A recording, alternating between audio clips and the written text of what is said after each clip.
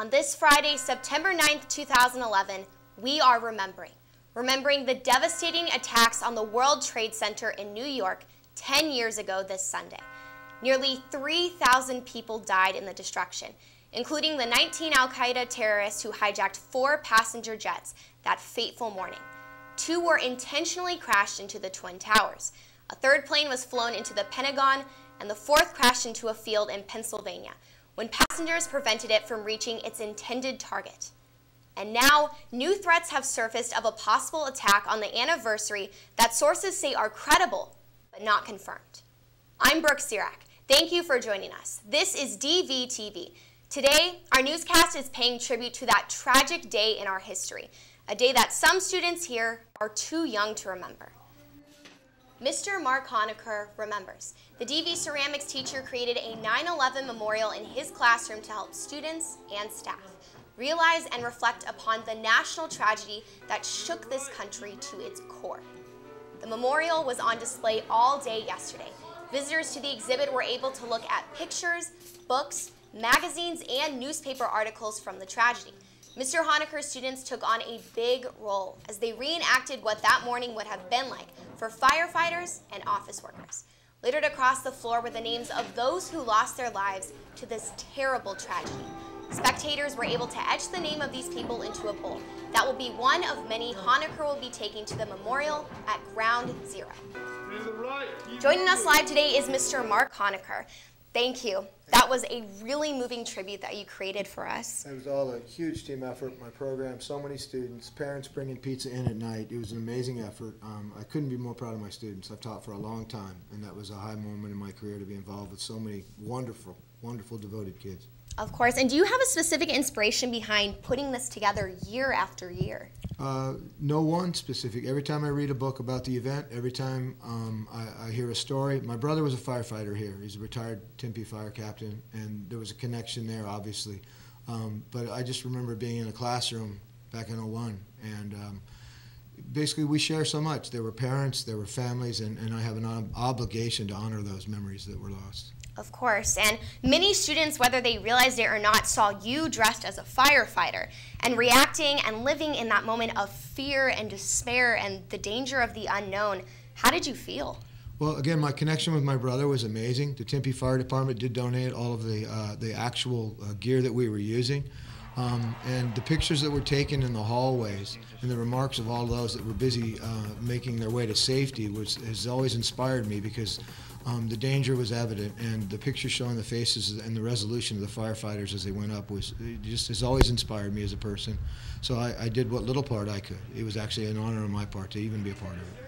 Of course. And recent reports have actually discussed a need for first response firefighters to receive aid from the government, but many of them have come down with various diseases such as cancer, and due to their efforts from that day, do you specifically think that they should receive reimbursements? Yeah, actually one of our biggest contributions that we make is to the WTC Health Hospital, which was created as part of the Bellevue Hospital system, and it is not only the first responders, but it's all the local residents who are right now undergoing tremendous health crises due to their exposure long-term to all the dust and the debris that was in the air. So yeah, very much so. There are thousands of families that still need the 3,000 that you mentioned before. That number grows every day of people and families that are suffering because of what happened on the 11th.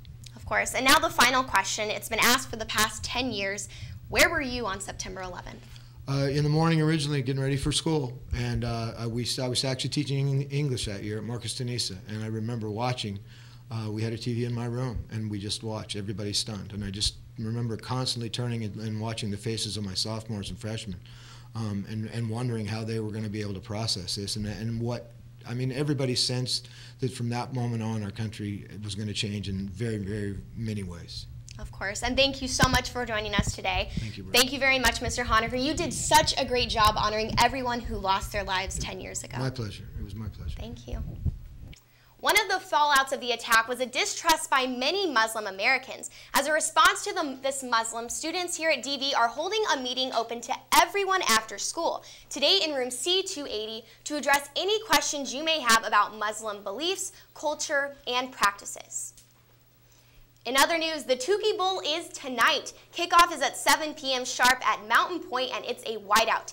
Tukey Bowl shirts are also available in the bookstore. Let's go out and support our boys against the Pride. Gabby Newell talked to some students here at DV to find out how pumped up and excited you guys are for the game tonight. Hey DV, today is the legendary Tukey Bowl. The Tukey Bowl has been a game against our Tukey rivals DV and MP, and it's been a tradition now for years. Single year, there's tension and drama between the two schools, and for the past 2 years, Mountain Point has came out on top. Well, this year, everyone is once again holding out hope that Desert Vista will prevail against the Pride. I talked to a ton of students asking them their opinions on what people normally call the most important game of the school year. Here's what you guys had said. Tukey Bowl is going to be awesome, guys. DV's going to win. Yeah, I'm excited. Woo. Before the game, I'm going to go see my friend Angela and we're going to get ready. Then after the game, I don't even know what we're going to do after. I think that Desert Vista is going to win because us students are going to motivate the players by telling them that they can do it. Before the Tukey Bowl, we're going to hang out with friends and get ready. And DV's obviously going to win. Because we're better than Mountain Puke and our football team's better. Okay, I am so pumped for the Tukey Bowl. Yeah, we're totally gonna kick butt this year.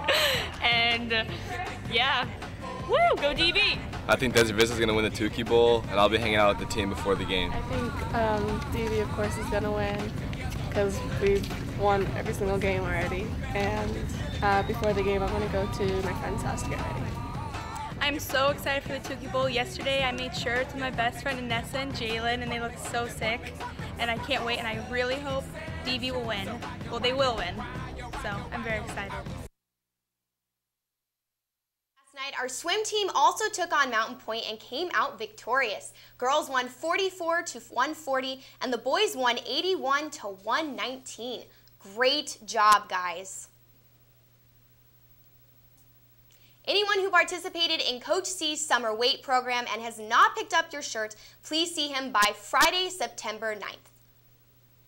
TSTDC will be holding a car wash this Saturday at Oasis from 9 a.m. to 3 p.m. All donations received from the car wash will go directly to support TSTDC. Stop by, get your car washed, grab a yogurt, and donate to this incredible 8-time state championship winning team. You can also check us out on Facebook to catch up on anything you missed today. Just search DV Thunder Media. Have a great day and weekend, Thunder. We leave you today with a look at the memorial being constructed in New York City.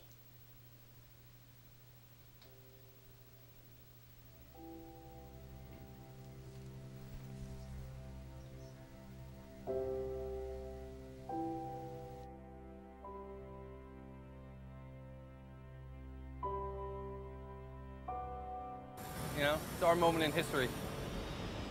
When it's complete, One World Trade will be the tallest building in the Western Hemisphere, 1,776 feet high. More than 80 floors are now complete, with glass encasing some 60 stories. Tower 4, on the other side of the site, has over 40 stories complete.